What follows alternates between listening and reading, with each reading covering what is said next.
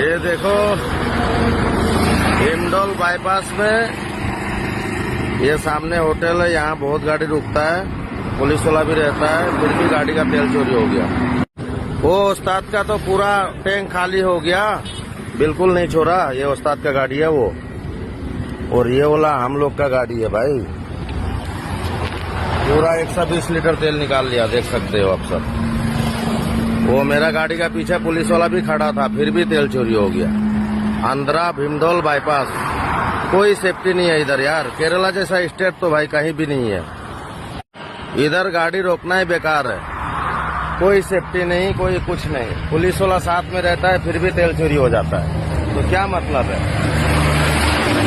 इस मामले में तो भाई केरला स्टेट नंबर 1 का है, कोई चोरी फोरी नहीं होता, ये देख सकते हो।